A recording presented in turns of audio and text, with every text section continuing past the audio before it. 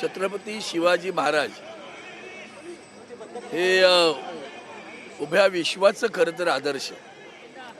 जगातील अनेक धुरंधर राजकारणी त्याचा अभ्यास करत असतात आणि छत्रपती शिवरायांची जन्मदिवस जयंती महाराष्ट्राला तर ती प्रचंड मोठी अभिमानाची गोष्ट असते. आपण जाणतात की आजच्या जयंतीच्या निमित्तानं मला सगळ्यात मोठा अभिमान वाटतो की वंदनीय हिंदू हृदय सम्राट शिवसेना प्रमुख श्रीमान बाळासाहेब ठाकरे यांनी भारतीय कामगार सेना निर्माण केली आणि त्या भारतीय कामगार सेनेचं अधिष्ठान या विमानतळावर असं आहे. खरं तर छत्रपती शिवरायांचा पुतळा सुद्धा त्यांच्यामुळेच बसवला गेला. त्यावेळेला आदरणीय पंतप्रधान अटलजी होते, त्यांनी ऐकलं म्हणून तो पुतळा बसला. त्यातला स्वतःच ते उद्घाटनाला पण आले होते. त्या पुतळ्याला अभिवादन करताना जे अटल बिहारी वाजपेयींना सुद्धा अभिप्रेत होतं श्रद्धेय, ते आज घडत नाही आहे. आणि आश्चर्य एकच वाटतं की छत्रपती शिवरायांना सुद्धा स्वकीयांबरोबर सगळ्यात जास्त लढाई काढायला लागल्या. आजही तेच घडते. पुन्हा स्वकीयांबरोबर लढाई कराव्या लागतात. स्वकीयच गद्दार असतो. नपेक्षा छत्रपती संभाजीराजे पकडले गेले नसते. तिथं सुद्धा सक्वेच होता बरं का.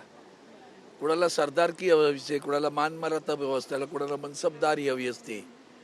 त्यासाठी सगळं सत्व तत्व निष्ठा विकून माणसं जातात.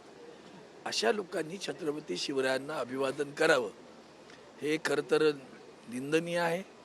किंबहुना त्यांनी स्वतः विचार केला पाहिजे, समाजाने विचार केला पाहिजे. पाठीत सुराख उपसणे छत्रपती शिवरायांना मान्य नव्हतं कधी. त्यांनी अफजल खानाच्या सुद्धा पाठीत नाही सुराख उपसला. अफजल खानाने सुद्धा त्यांच्या पाठीवर वार केला, त्यांनी पाठीत नाही वार केला.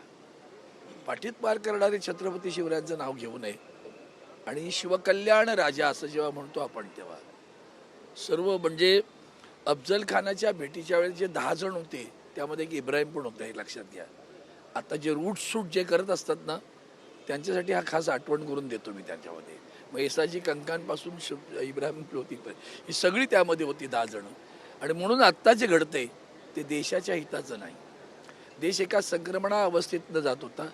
छत्रपती शिवराय सुद्धा प्रतिकूल परिस्थितीत उभी राहिले. तीच प्रतिकूल परिस्थिती आत्तासुद्धा आहे. आणि त्या प्रतिकूल परिस्थितीवर मात करण्यासाठी सत्वाला धरून तत्वाला धरून निष्ठेला बाळगून उभं राहावं लागतं. अनेक कष्ट सहन करावे लागणार आहेत, अनेक त्रास सहन करावे लागणार आहेत. ते सहन करून उभं राहिलं पाहिजे. छत्रपती शिवरायांनी स्वराज्य निर्माण केलं म्हणजे काय केलं तर तेव्हा कोण होतं एवढंच विचार केला तरी कळेल की बाजूला मोगल आहेत, आदिलशाही आहे, निजामशाही आहे, कुतुबशाही आहे, खुद्द वडील आदिलशाहीमध्ये सरदार आहेत. अशा वेळेला स्वराज्य निर्माण करण्याची कल्पना घेऊन उभं राहणं ही साधी गोष्ट नव्हती. पण मुठभर निष्ठावंत बावळ्यांच्या सहकार्याने त्यांनी स्वराज्य निर्माण केलं. तेच आपल्याला आता पुन्हा एकदा निदान महाराष्ट्राला तरी बिहार होऊ देऊ नये अशा पद्धतीनं काम करावं लागेल असं मला वाटतं. तुम्ही भाषणामध्ये उल्लेख केला की महाराजांची जयंती आज शिवजन्मभूमी शिवनेरी इथं साजरी केली जाते. काही गद्दार देखील त्या ठिकाणी आहेत, त्याचा देखील तुम्ही त्या ठिकाणी उल्लेख केला. महाराजांना पण काही अशा गोष्टींना सामना करावा लागतो, तुम्हाला देखील सामना करावा लागतो असं देखील तुम्ही भाषणामध्ये. नक्कीच ना, तसंच आहे की नाही सांगा तुम्हीच. तीच परिस्थिती आहे. मी तीच बोललो. मी काय वेगळं म्हणालो नाही की तुम्हाला नैतिकता काय आहे छत्रपती शिवरायांचं नाव घ्यायला. दर्शन घेऊ नये शिवाजी पार्कला असं तुम्हाला म्हणायचं का? मला नाही म्हणायचं काय असलं काय म्हणायचं. इतका खालच्या पातळीवर मी जाऊ इच्छित नाही. त्यांनी स्वतःची लायकी बघायची की मी कोणाच्या ठिकाणी माथा ठेवतो. ज्याला मी माथा ठेवतो त्या दैवताला हे मान्य आहे का जे मी वागतो ते, असा विचार प्रत्येकाने केला तर लक्षात येईल मला धारिष्ट तरी व्हायला पाहिजे त्या दैवताच्या पाया पडताना की मी कोण आहे. हा विचार केला तर कोणी असू द्या, त्या एकट्याचं नाव कशाला घेता. जे कोणी असं करतात आणि ज्या पक्षात करतात, खास करून मराठी माणूस करतो. आम्ही आज जातीपातीत दुभंगलेले आहोत. आम्ही आज जातीपातीत दुभंगलेले आहोत. विरोधक एकवटलेला आहे. मराठी माणूस जातीपातीत उभा करून ठेवलाय त्यांनी.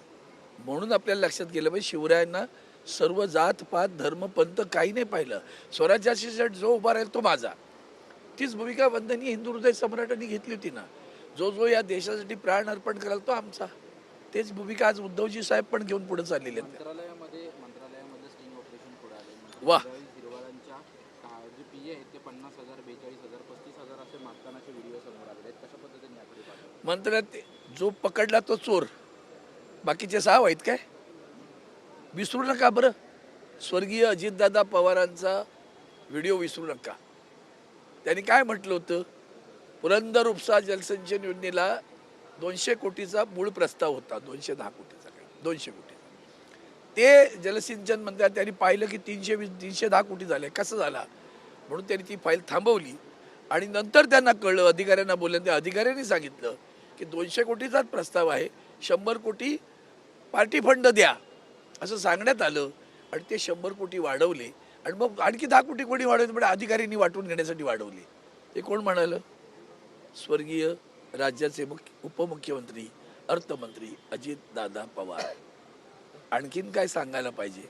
म्हणून म्हणालो पकडला तो चोर, बाकीचे 6 असं समजू नका. 6व्या मजल्यावर मुख्यमंत्री बनतात ते गृहमंत्री पण आहेत.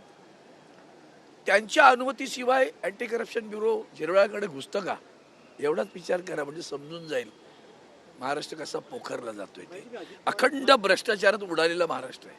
अखंड प्रत्येक गोष्ट आपल्याला सगळ्यांना विकसित भारताचा जी भ्रम निर्माण केला जातो, जी अफू दिली जाते, धार्मिक अफू आणि विकसित भारताचं भ्रम, या प्रत्येक ठिकाणी आपल्या लक्षातही येत नाही की एखादी गोष्ट करण्यासाठी याला किती पैसे लागले असते.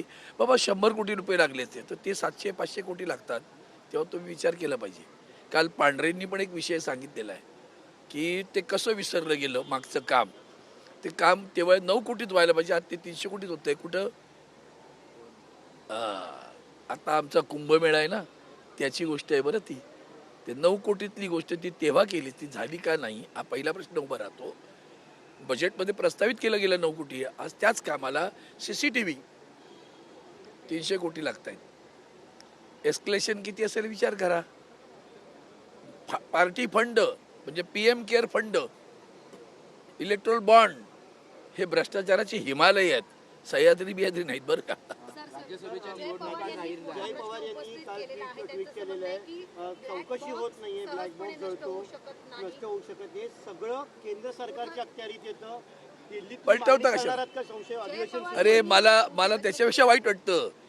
एक मला वाटतं मी पहिला आहे त्यांची जेव्हा झाल्यानंतर माझी प्रतिक्रिया देणार, आणि तेव्हा मी मागणी केली होती की याची चौकशी व्हायलाच हवी. ती सुद्धा गंभीर चौकशी व्हायला, ती न्यायालयीन अधीक्षकाच्या अध्यक्षतेखाली व्हायला पाहिजे, निवृत्त न्यायालयाच्या किंवा सर्वोच्च अशी मागणी केली.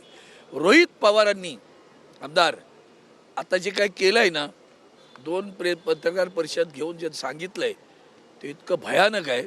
आणि हा संशय सगळ्यांना होता, फक्त बोलत नव्हते.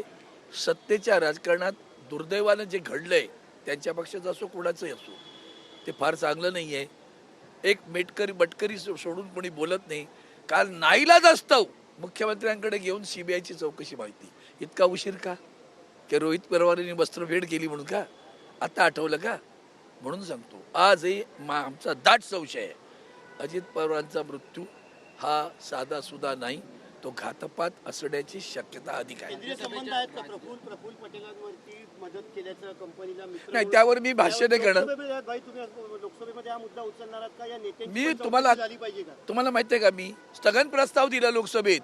आमच्या लोकसभेत गेल्या 11 वर्षात स्थगन प्रस्ताव चर्चेला गेला, तुम्ही पाहिला का कधी? तिथे तर ह्याच्यापेक्षा डबल हुकुमशाही आहे. अजिबात नाही. तुम्ही कधी लक्षवेधी पाहिली का? लोकसभेत लक्षवेधी लागलेली आहे, चर्चा ऐकली का कधी? नाही ना. मनमानी, मेरी मर्जी, ती लोकशाही सुरू आहे, लक्षात ठेवा. ही लोकशाही नाही. राज्यसभेच्या निवडणुका जाहीर झाल्या आहेत. महाराष्ट्रातील 7 राज्यसभेवरती खासदार जाणार आहेत. त्यापैकी एक महाविकास आघाडीच्या वाट्याला येऊ शकते अशी चर्चा आहे. सदस्यांचं संख्याबळ आहे. सहज होऊ शकते ना. 20 आम्ही आहोत, 10 राष्ट्रवादी, शरद पवारचे 30 आहेत, अधिक काँग्रेसचे 16 आहेत, झाले ना 46. काय आहे? कोणी असू दे, ते सर्व तिन्ही पक्षाचे नेतृत्व एकत्र बसून त्याबद्दल निर्णय घेतील. तो माझा अधिकार नाही. ते आले तर आनंदच आहे.